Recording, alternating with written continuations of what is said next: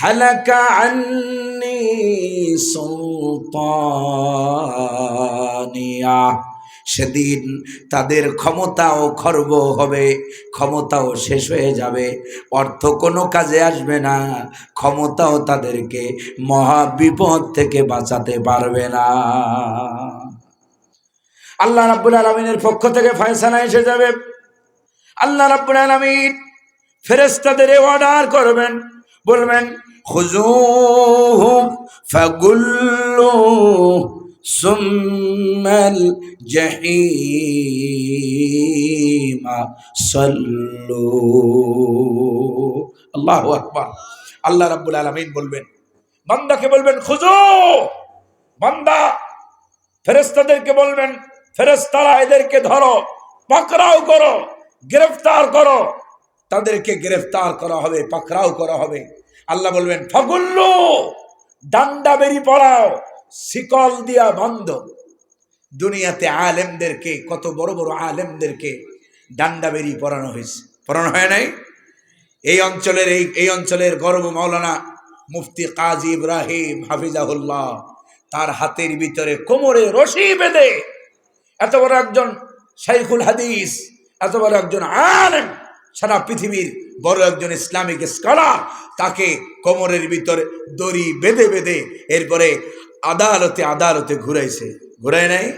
আর পরিমণিদের মতো নষ্টা ভ্রষ্টা চরিত্রহীনা দুশ্চরিত্রা এদেরকে হাতের ভিতরে হাসিনার লোকেরা মেহেদি দিয়া জেলখানা থেকে আনন্দ মিছিল করিয়া তারপরে ছাড়ছে, ঠিক কিনা?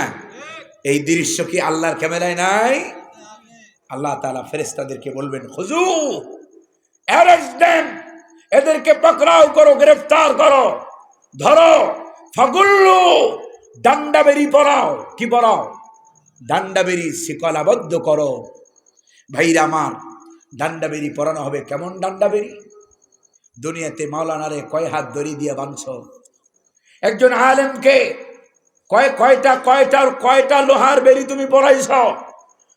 মাওলানা খালেদ সাইফুল্লাহ আইয়ুবীকে হাতের ভিতরে হ্যান্ড করা পড়াইতে পড়াইতে তার হাতেরে এমন ইনফেকশন করে দিয়েছিল, পচাইয়া ফেলছিল হাতটারে। সেই অবস্থা সেদিন এয়ারপোর্টে দেখা, জিজ্ঞেস করলাম ভাইজান হাতের অবস্থা কি? বলতেছে এখনো ব্যথা ভালো হয় নাই, যখনই বেশি বাড়ে অ্যান্টিবায়োটিক খাইতে হয় বারবার।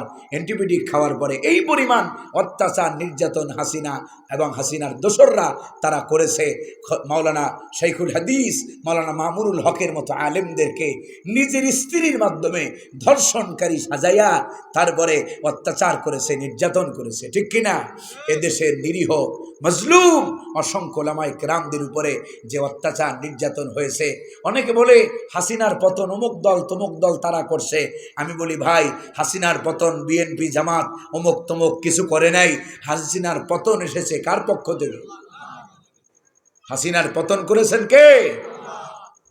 যখন সীমা লঙ্ঘন করেছে, সীমা লঙ্ঘন করেছে, যাওয়ার 3 দিন আগে এদেশের বৃহত্তম ইসলামী আন্দোলনকে সে ব্যান করে দিল। ইসলামী আন্দোলন আর বাংলাদেশে থাকতে দেবে না, ইসলামের কোনো দল থাকতে দেবে না। এই জন্য বড়টারে, সবচেয়ে বড় যে দল, সেই দলকে সে নিষিদ্ধ করে দিল। কিন্তু ভাগ্যের কি পরিহাস, আল্লাহ তাআলা 3 দিন পরে পৃথিবীর ইতিহাস থেকে ফেরাউন আর নমরুদের গোষ্ঠীরা শিক্ষা নেয় না। এই পৃথিবীতে ফেরাউন চেয়েছিল মুসা আলাইহিস সালামের আনিত জ্বালিত তাওহীদের চারাককে সেই মরু প্রান্তরে নির্বাপিত করে দেবে, কিন্তু মুসা আলাইহিস সালামটা নিবাইতে পারে নাই, নিভে গেছে ফেরাউন, ঠিক কিনা? নমরুদ চাইছে ইব্রাহিম আলাইহিস সালামের আনিত জ্বালিত সেই তাওহীদের চারাককে সে শেষ করে দেবে।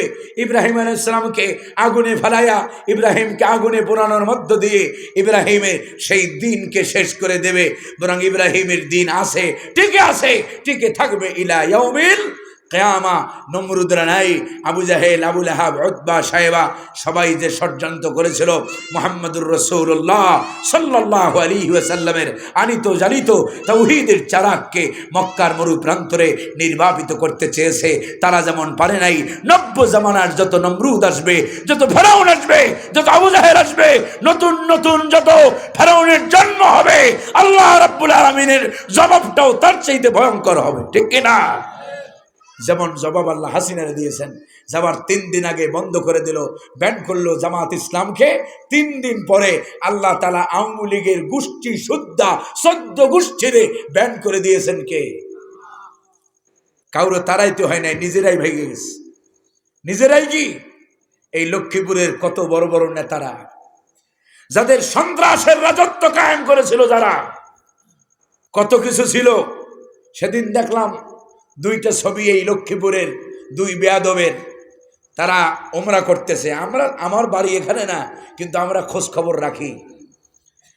তারা ওমরা করতেছে। আমি চিন্তা করলাম, সারা জীবন জনগণের টাকা মানুষ মাইরা মানুষ হত্যা করত কথায় কথায় যারা, এরপরে যায় আবার ওমরা করতে। শামীম ওসমান, অমুক হাজারি তমুক হাজারির মতো বেয়াদবেরা সব এখন দেখবেন, সব এখন পীর সাহেব। আওয়ামী লীগের যারা সেলাসামুন্ডা ছিল সবার দাড়ি এই বড় বড়। এখন সবগুলা দাড়ি টাড়ি রাইখা মনে করছে আনামিনাল মুসলিমিন। আনামিনাল, ওই ফেরাউনকে যখন আল্লাহ সুবানি দিতেছে, তখন ফেরাউন বলতেছে আল্লাহ আমানতু আন্নাহু লা ইলাহা ইল্লাল্লাযী কামা আমানাত বিহি বানু ইসরাঈল, বলতেছে আমি ওই আল্লাহর উপরে ঈমান আনলাম যে আল্লাহর উপরে ঈমান আনছে বনু ইসরাঈল। কারা? মানে আল্লাহরে বুঝাইতেছে যে তুমি যদি না বোঝো, অন্তত এইভাবে বোঝো যে বনু ইসরাঈল যার উপর ঈমান আনছে আমিও তার উপরে ঈমান আনলাম। আল্লাহ রাব্বুল ফেরাউন বলতেছে আনা মিনাল মুসলিমিন, আল্লাহ এখন তো আমি মুসলমান, তুমি আমার আর সুবাইও না। আল্লাহ রাব্বুল আলামিনের জবাব হলো, আল্লাহ তাআলা বলেন ওয়া কুনতা মিনাল মুফসিদিন, তুমি কিসের মুসলমান? তুমি হলো সন্ত্রাসের জাম, সন্ত্রাসীদের, तमाम পৃথিবীর সন্ত্রাসীদের গডফাদার। মরণের কালে তওবা নসিব হয়। মরণের কালে তওবা করলে, যখন মরণের সময় যখন গলার কাছে মৃত্যু যখন চলে আসে, তখন আর তওবা কবুল হয়? মিয়া সাহেব, এত বছর আলেমদের উপরে অত্যাচার হয়েছে, তুমি তোমার দল ছাড়ো নাই। সাইদির মতো আলেমকে হত্যা করা হয়েছে, তুমি তোমার দল ছাড়ো নাই।